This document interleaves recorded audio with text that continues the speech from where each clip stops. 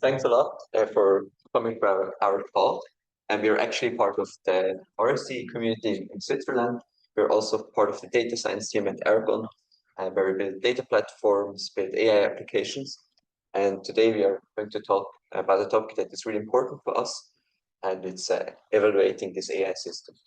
Because of course we want them to be secure, we want them to actually behave the way we expect. And from our past experience, we think evaluation is one of the missing piece in this puzzle. So what is the program for today?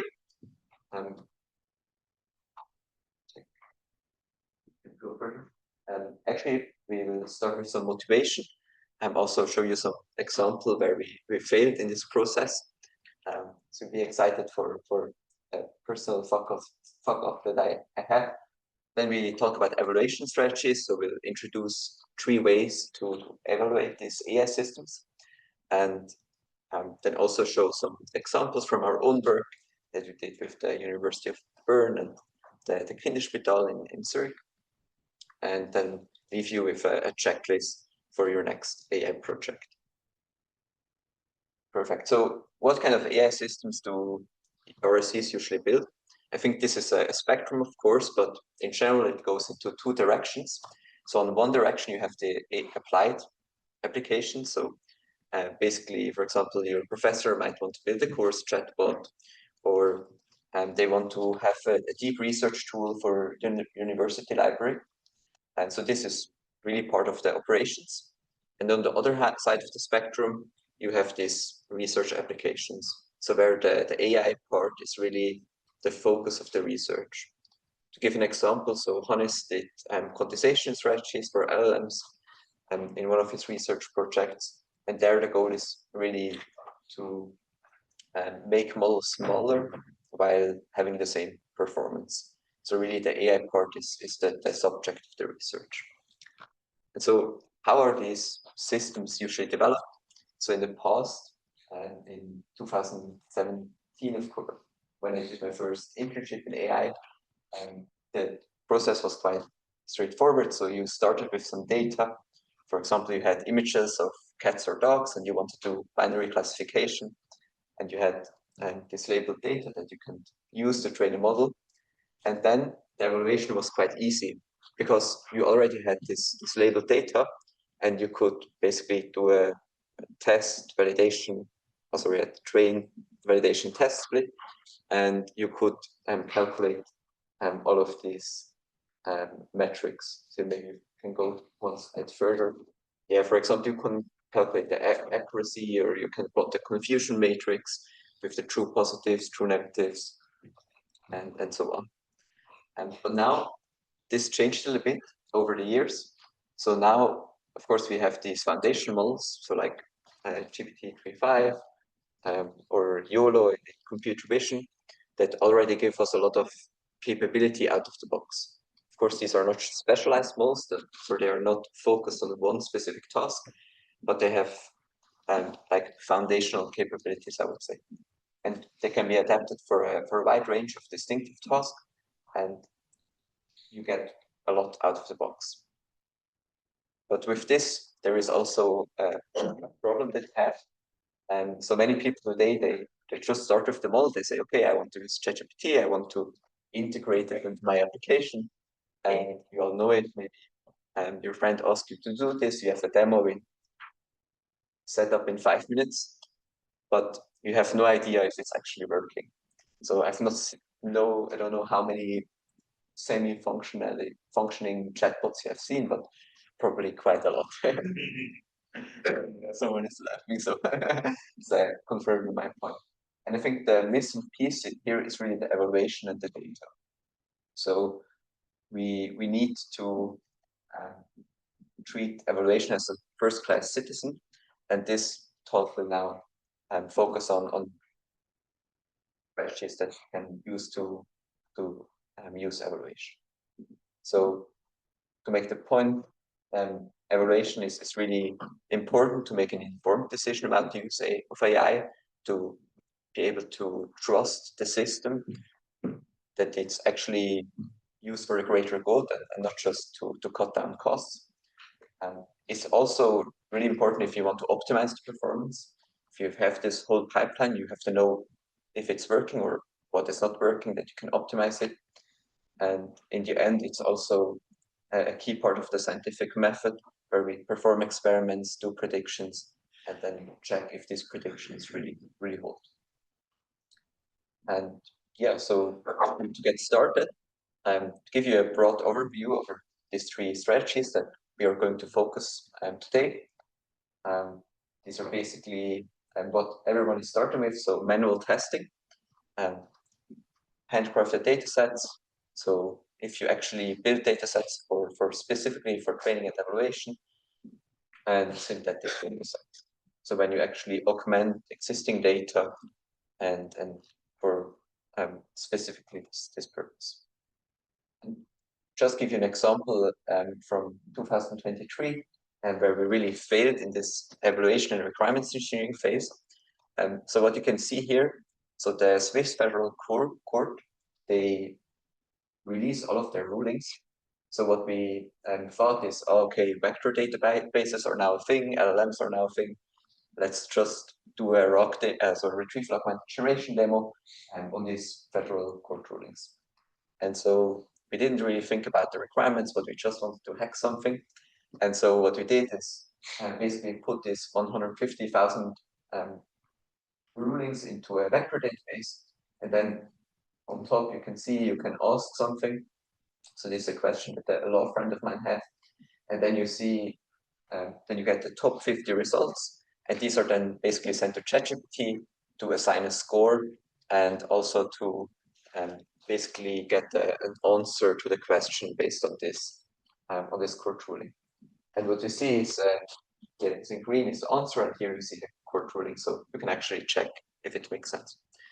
And so when we tested this, we were asking like dummy questions, and it was really, we were asking like, oh, if I hurt my teeth with bread, is like the bakery liable? So like really stupid stuff. But then, and we thought, okay, it's not working that bad. But then when we actually, I mean, we can go to the next slide. When we actually tried it with lawyers, we realized, okay, this is not at all how lawyers search. So lawyers, they search really precisely. If they say they want to have the article OR 41 inside there, they really want to see OR 41. They don't want to see anything semantically related to it.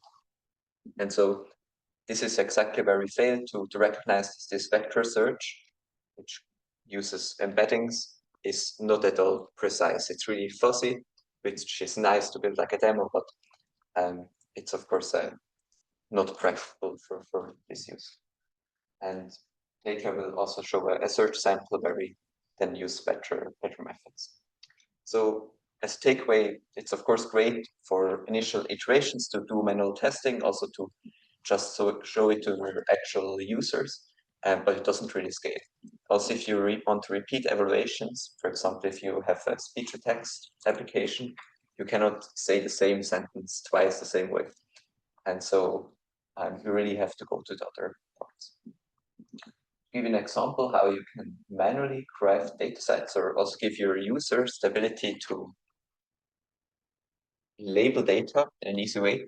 This is a search tool that we built for a hospital. So I have around 4,000 documents that they need to search a lot. Currently, they have like a SQL-based system that, of course, if you have one typo, it won't work. And so what we added here is two features. And one is, of course, just a qualitative feedback form. But the second thing is we allow the users to actually label the best results. So they can input a search query, they can add some filters, they can select a search strategy, and then we also let them label the best results. And usually they know like which document they expect. And the cool thing is there that this enables you to compute automatically metrics like top K hit rate. So what you can ask is like how, for a certain search strategy, how often is the best result in the top 5? And then you can compare different strategies.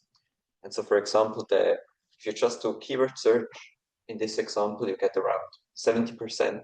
But then if you combine it with vector search and also do some re-ranking of the results, So basically using the metadata to bring the better results on top, you can go over 90%.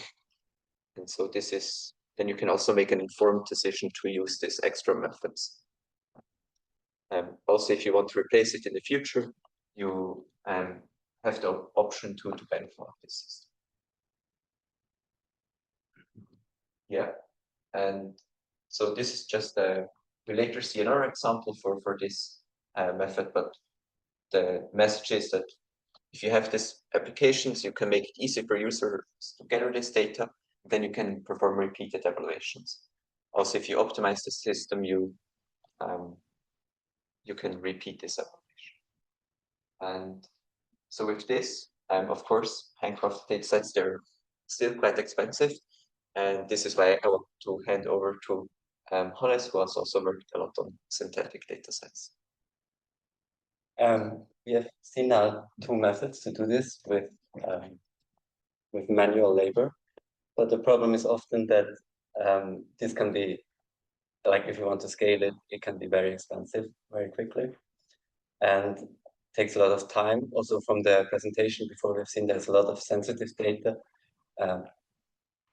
For example, in the medical space, most data, we don't want to use it to train models or improve it directly. So one thing we can do, or which is quite interesting there, is creating this data synthetically. So what is synthetic data? Basically data that is created in some kind of way artificially, automatically. And this has obvious advantages, like we don't need as much human labor, it can be created by a machine. It also has some pitfalls, but generally it's an interesting approach if we have some kind of information that we can prepare another way so that we can get more data. One use case, for example, is if we have these big foundation models that are trained on basically most of the internet. So they have a lot of inherent information that we can, for example, use to generate part of a data set for a smaller model. Or we can create it from images and videos from game engines where we basically simulate the real world. And or also just other data formats which are not quite what we want, but are related.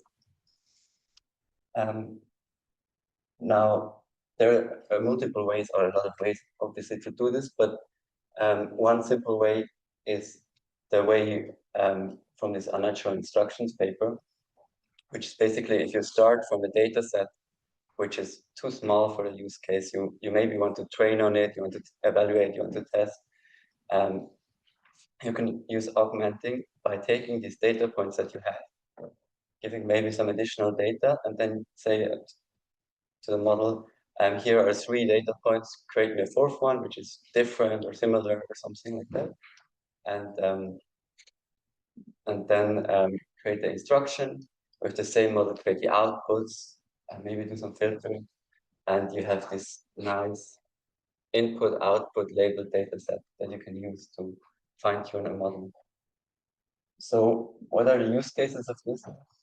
For example, one where it works quite well is if we have an application that runs with an LLM, but we want this application to run on an edge device or a smartphone or a laptop, maybe only runs on big GPUs, then how can we do that? Usually, we need to go to a smaller model. We need to somehow make it more efficient. But if we do that, we lose some kind of performance.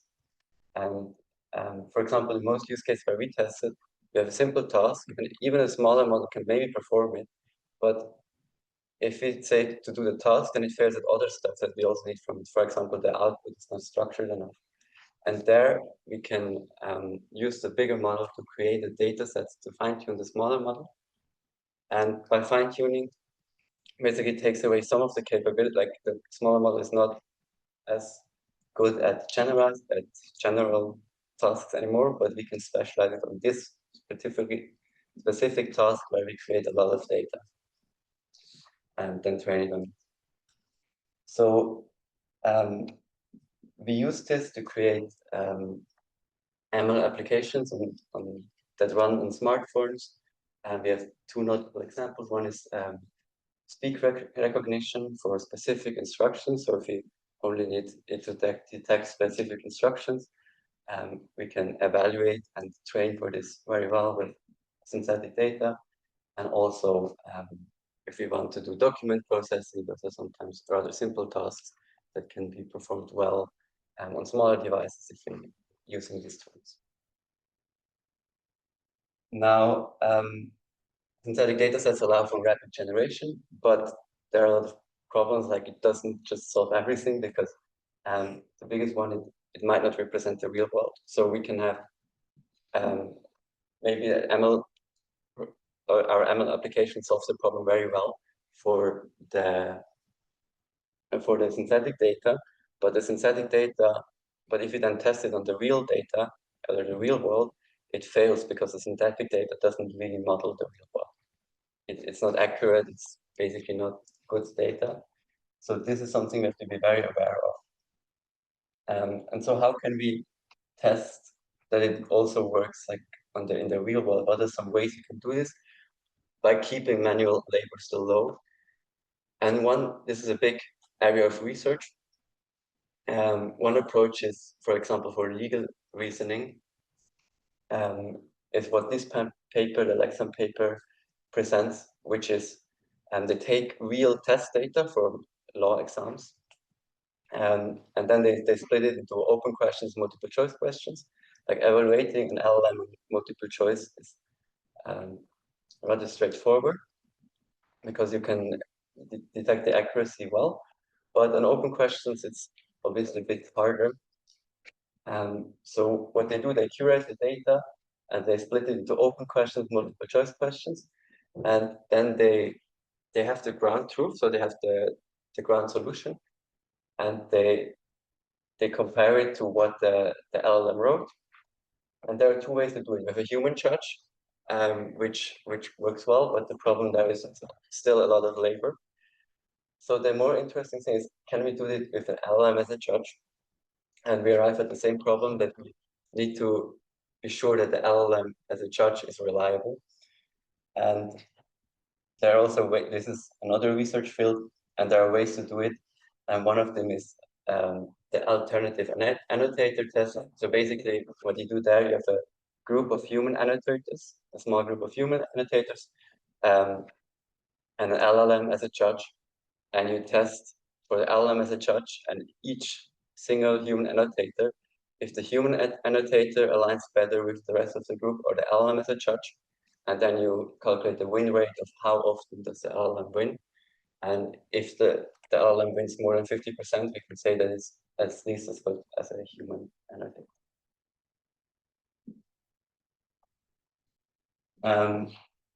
So yeah, we have seen 3 tools. All of them have limitations. Manual testing is obviously gives you some kind of initial feeling, but it doesn't really scale. Handcrafted data sets are quite nice to have, but they're expensive, and synthetic data sets are easy to create, but we have to really make sure that they are reliable, or they kind of overlap with the real world. Now, the good thing is, if you have different tools, we have kind of a toolbox, so we can do a specific situation and what kind of data we have, we can decide what we want to use in the moment, and by leveraging like multiple of them together, we can arrive at the more trustworthy LM applications, or some that we know also how we can kind of measure the uncertainty of how well they perform. So now Roman will talk about 2 cases, covering more kind of the handcrafted data sets method. Yeah, thanks, Alice. So yeah, we start with a collaboration that we have with the University of Bern, and there they actually, so what they are focusing on, so it's basically legal decision support systems, and like how does this work in Switzerland, or probably in general. So if you're at a government agency, you have to do a lot of legal decisions, and this usually works like this. So you first do some research on the case, so you might gather some documents. Then you also have to, so you can imagine maybe you someone wants to build a house and this needs an approval, then they have to do some literature research. So you have to basically gather the legal foundation for this. They make a decision, and then they write a justification for this decision. And so this process is that it has some problems. And so in Switzerland, we don't have enough lawyers, and this process is also quite time consuming because you have to do the literature research each time. It's also difficult for a non-expert or for a practitioner to find this literature and to also make the judgment, because in the end you have a lot of text and you need to structure it somehow in your thought process. And so it's also quite error prone. And so our collaborators from the University of Bern, they asked themselves, okay, should we just throw LLMs at it? Because it's now the thing to do. And of course they said, no, we don't want to do this, because of course LLMs, they have their limits, and we don't want to replace the human judgment, but we just want to augment it. And so basically the alternative that we are now investigating is a new process based on decision trees. So how does it work? So when you have a certain legal question that is basically questioned a lot of times, for example, when you build a house, then the idea is that you give this material to an expert. So an expert expertly structures the legal material into a decision tree, and then the practitioner only has to do the case research, use the decision tree for making the decision, and then write the justification. This can also be done in this tool.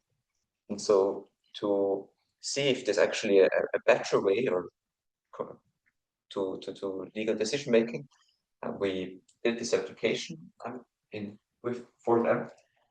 And I will now just show you a quick demo on how you can create a tree. So basically you can check if it works. Oh, yeah, so you can upload an existing tree, and I've translated it to English for you.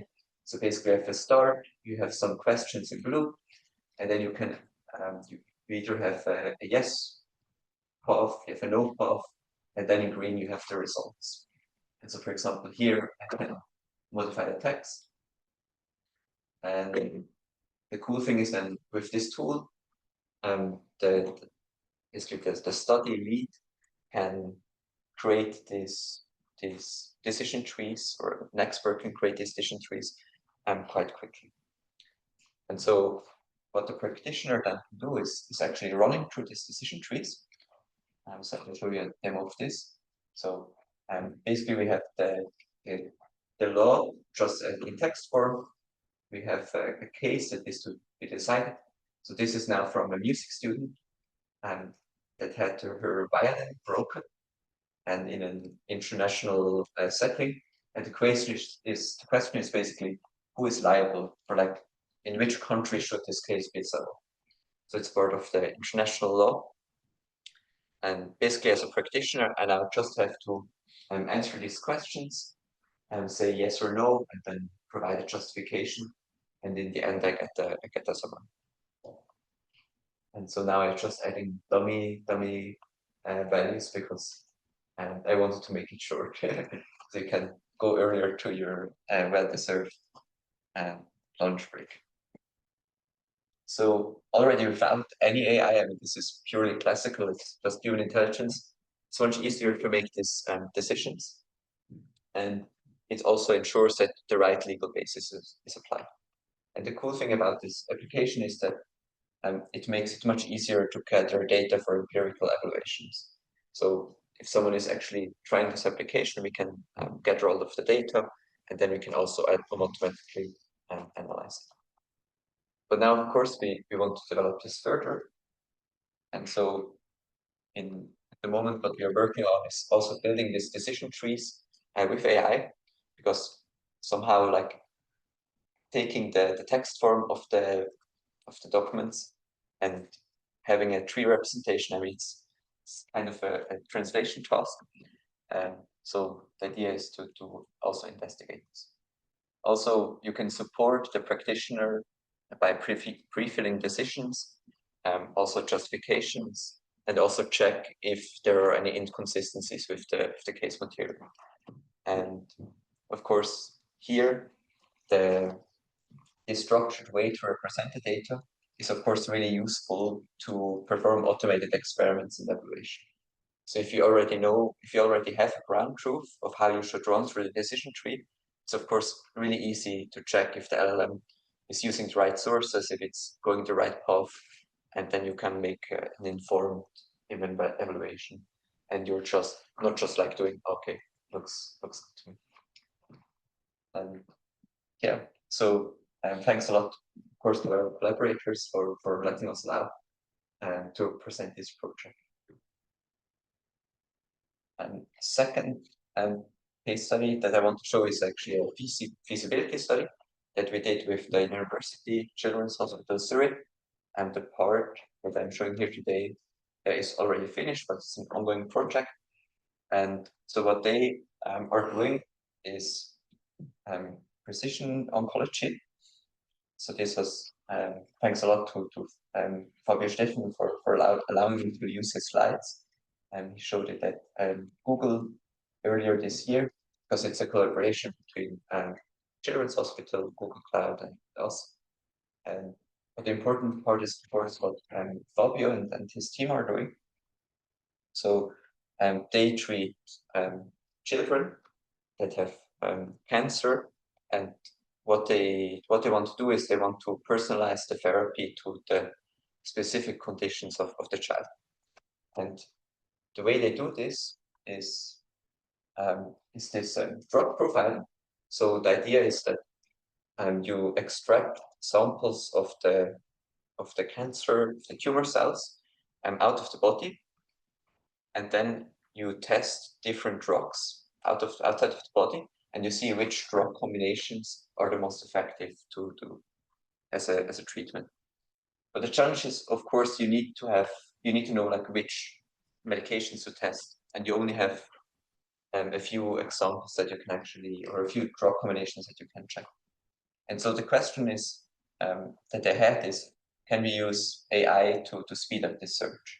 So if you prepare for a tumor board and propose these treatments, can the physician basically use the data about the patient data to ask meaningful questions in a knowledge corpus, so PubMed, and then use the AI to find better, like the most recent publication.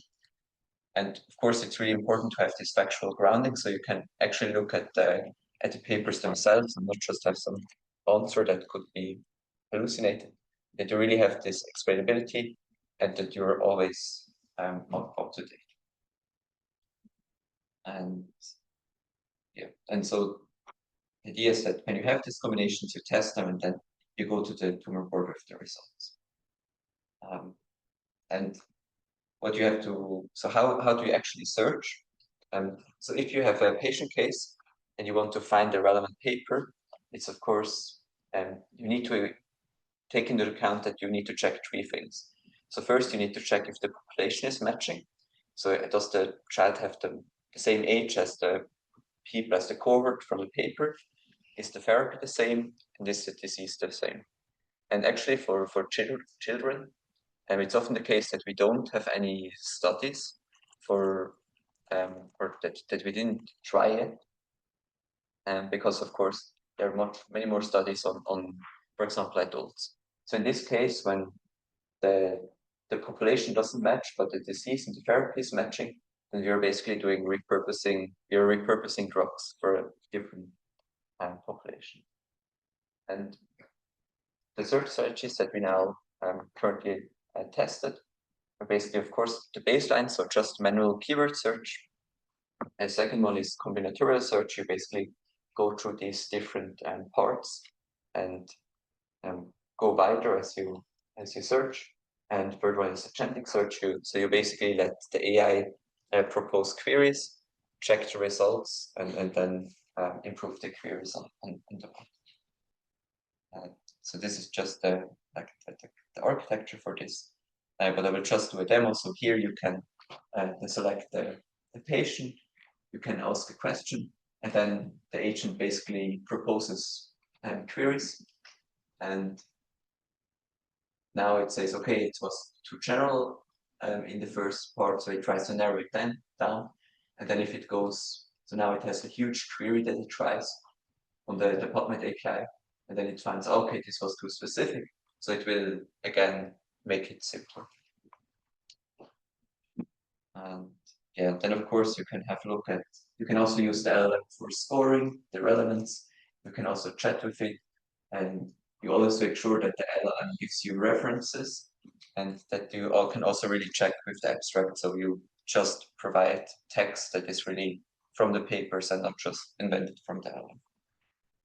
But now the tricky part is, on PubMed you have 10,000s of papers, and even the experts, they don't know like which is the most relevant paper for this specific patient case. I mean, otherwise it wouldn't be a difficult problem. And so how do you evaluate this system? And so the idea that we had here is that it's actually quite easy for an expert to say, okay, for this patient case, we have 2 examples, and this example is much more relevant than the other one. So it's easy to judge, to make comparisons, but it's hard to say, okay, relevance is 8 out of 10. And so what we provided them is an application that basically allows you to input these patient cases. So what we use is the patient cases from the How I Treat papers. So these are basically the state of the art where expert clinicians share how they treat really difficult cases. And we use them in an anonymized way, so you cannot trace back what the patient case is. And then you run different search strategies and you compare them side by side without the clinician knowing like which search strategy was used. And then they can just say, okay, A is better, B is better, they are the same. And so the cool thing is, in the end, what you can do is you can do the same thing that how we rank chess players, because we only have comparison between chess players, and we can then compute an ELO score. This is actually the same method that is also used in the LLM arena to judge like how well LLMs perform when they are used for chat. And yeah, we'll skip the outlook. So this is now an ongoing project, and yeah, a lot of thanks to the Kinderspital Zurich, also to Google Cloud, to our collaborators at Airborne. I think it's an honor to be able to work on this.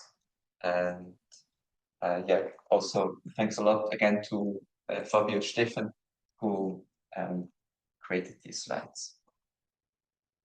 So just to finish off the presentation with a checklist.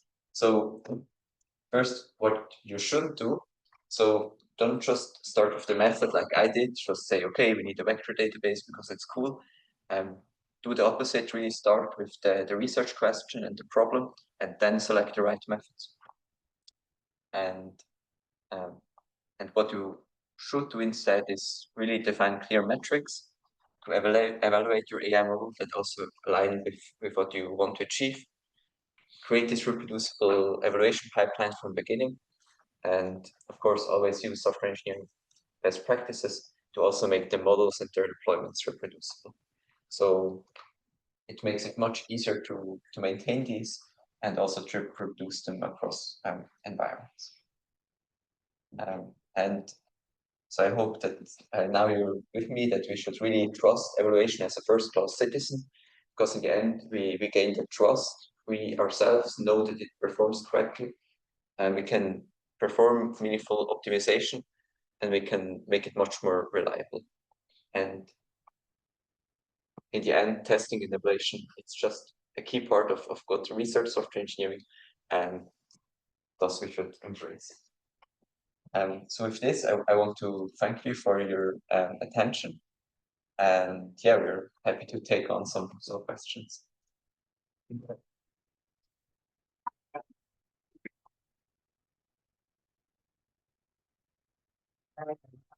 We've had three fantastic talks today, and yeah, very interesting case studies. So, what are the critical considerations for putting synthetic data realistically represents the real data? Yeah, and so this is a great question. I think we have to have two use cases in mind. One is a training, so we just want to improve a model, and the second one is evaluation. So we really want to make sure that it behaves correctly in a real world use case. So in my view, for training, it's of course important to do the requirements engineering to start with real samples, even if you have just a few examples. So also this method that we said, this unnatural instructions, the better your input, the better your output. And then for the evaluation purposes, you always have to compare it with real data. So you always have to, in the end, you should just publish the metrics that you get on real data, because of course the synthetic data it's great for training, but we have to know its limitations. So. One more quick question. So, is there a risk of confirmation bias by only having a human in the loop, looking at the papers that the LLM is conducted? I think that's without the legal allegation. Yeah. So. Okay. So the question is, if you have a confirmation bias, I think yes. In all of these cases, it's really important to take a step back and see how your experiment is set up in a way that you can have these biases. And I think this is also the thing why we need research software engineers. So we need this collaboration between skills from research, where we are really trained to set up good experiments, and software engineers that are trained to write great software. I think we really need both, because otherwise we would just be fooling ourselves with these biases.